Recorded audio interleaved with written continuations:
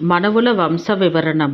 ఓ క్రోష్టుకి స్వయంభువ స్వారోచిష ఉత్తమ తామస రైవత చాక్షువులు అనే మనువుల యొక్క అంతరములు అంతకుముందే గతించినవి. ప్రస్తుతం వైవస్వత మన్వంతరం నడుస్తున్నది. సూర్యవర్ణి మొదలుగా 5 మన్వంతరాలు, రౌచ్య పౌచులు అనే 2 మన్వంతరాలు కలిసి 7 మన్వంతరాలు ఇక మీద జరగనున్నవి. స్వయంభువ మనువు కుమారుడైన ప్రియవ్రతునికి 10 మంది కుమారులు కలరు.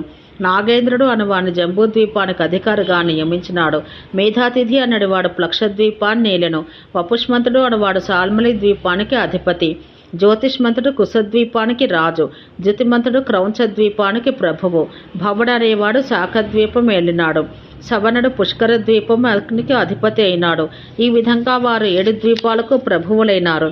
ఆ విధంగా తండ్రి పంపకాలు చేసినాడు. పుష్కర ద్వీపాలు నేను రాజునకు జలద కుమారుడు, సుకుమారుడు, మనీచకుడు, కుశోత్తరుడు, మేధావి, మహాద్రయుడు అని 7 కుమారులు కలిగినారు. క్రౌంచ ద్వీపాధిపతికి శల, మను, అనుగోష్ట, ప్రధాన, అర్ధకారమని, దుందుభి అని 7 కుమారులు కలిగిరి.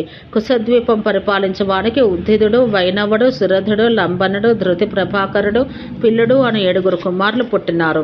సాల్మలి ద్వీపమునకు ప్రభువైన వానికి శ్వేతుడు, హరితుడు, జీమూతుడు, రోహితుడు, వైద్యుడు, మాననుడు, మహిధుడు అని 7 కుమారులు పుట్టిరి.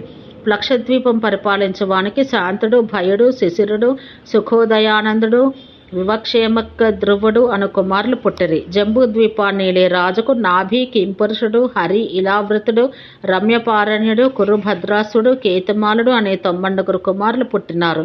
ఈ విధంగా అందరి యొక్క పరిపాలన తర్వాత ఈ 7 ద్వీపాల యొక్క రాజులు వారి వారి రాజ్యాలను ముక్కలుగా చేసి భాగించి తమ తమ కుమారులకు పంచారు.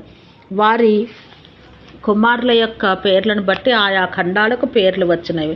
ఖండం అంటే సంవత్సరం అని కూడా అర్థం. శాఖ, క్రౌంచ, కుశ, సాల్మలి, ప్లక్షములనే ద్వీపాలకు సుఖవులు, ఆయు, బల, ధర్మములు 5 ప్రవర్ధిల్లుచున్నవి. జంబూద్వీపాన్నేలే అగ్నేంద్రుని కుమారుడైన ఋషభుడు అను వానికి భరతుడు పుట్టినాడు. వానికి ఆ రాజ్యమిచ్చి అతడు అడవికి వెళ్ళిపోయినాడు. అందువల్లనే ఈ భరతఖండం భారతవర్షం అని కూడా అంటారు. జంబూద్వీపం కాకుండా మిగిలిన ద్వీపముల యందు ముసలితనం, మరణం, భయాలు, ధర్మం, అధర్మం, ఉత్తమం, అధమం, మధ్యమం, కృత, త్రేత, ద్వాపర, కలిమున్నగు యుగములు, షట్ఋతువులు వాటి ధర్మాలు కూడా లేవు.